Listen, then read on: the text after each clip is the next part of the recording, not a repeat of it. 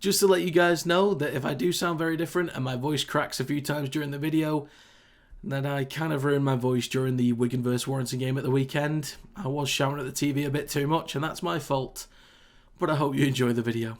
Thank you to Josh Sim, Callum Turner and Liam Grayson for becoming members of the Kinetic Rugby League channel and supporting the work that goes into these videos and live streams. It is greatly appreciated. If you'd like to become a member and support the work that I do, you can do for as little as £1 a month by clicking the join button below this video. Starting in 12th place and moving down one, I have Salford Red Devils. I'm going to start by saying, aside from the scoreline, that was one hell of an effort in the first 20-30 minutes, making it a slightly frustrating day for Hull Kingston Rovers to begin with. They're still unable to slow down teams' progress through the middle, and execution was off and probably will continue to be for at least another few months, but the effort areas were great and the overall work rate remains consistent. On to 11th and moving up one, I have the Huddersfield Giants, who humbled me greatly this week in my predictions. Now, they were able to announce their strongest squad of the season so far, with Wolford and Clune back in the side, along with Gagai and Flanagan, who've shown great signs this year. Now, they won the battle through the middle early against Hull, in my opinion, slowing down the ruck on some occasions, but it felt to me like their post-contact meters and general carries were typically better, especially in the first half.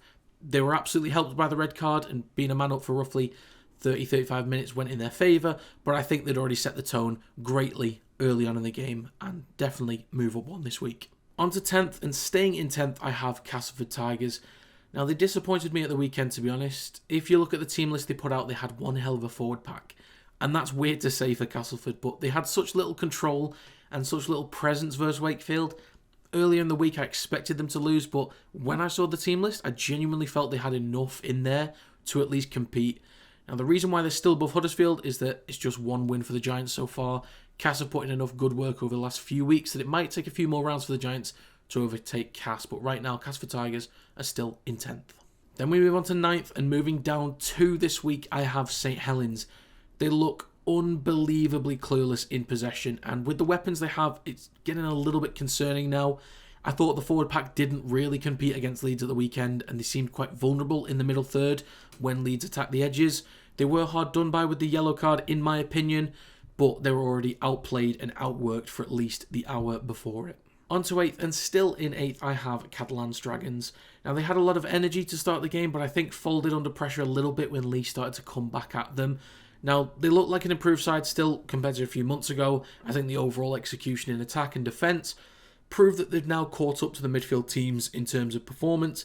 Discipline let them down on a few occasions, and they were quite easy to pin back at times. Moving on to 7th spot, and moving up 2, I have Wakefield Trinity. As mentioned for Cass, I thought they'd do much better at the weekend, so bringing that back to Wakefield, they came up against quite a stacked forward pack with strong players and a decent bench.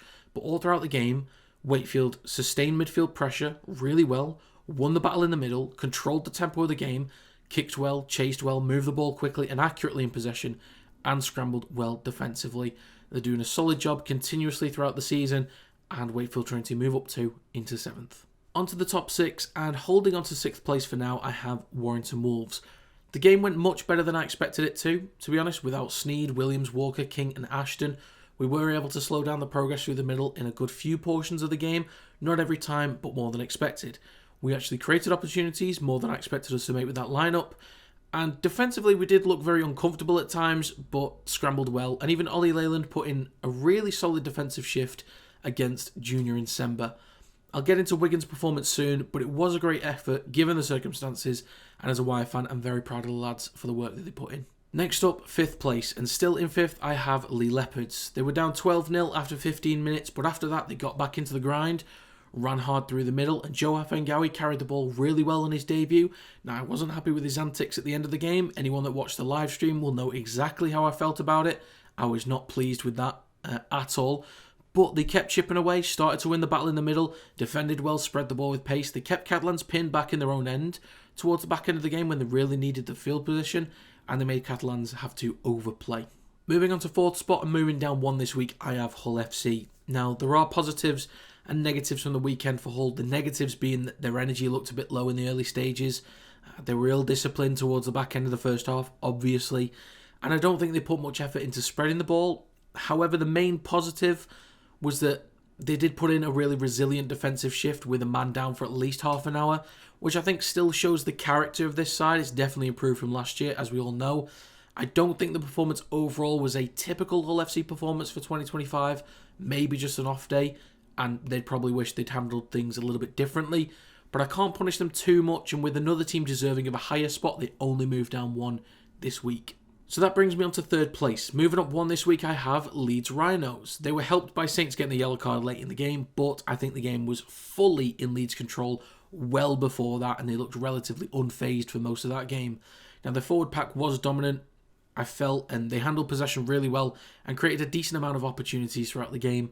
They restricted Saints' meters through the middle, and were just quite professional throughout, I think. And once Croft is back in there alongside Connor and Miller, the attack could be on fire by the back end of the season. But Leeds Rhinos are doing a good job this year and move up one into third.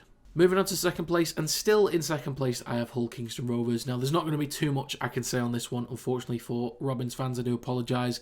Now, it's possible they were a bit complacent in moments. The energy wasn't always there, especially to start the game, I don't think. And that's my only real issue with their performance, is just the complacency and energy.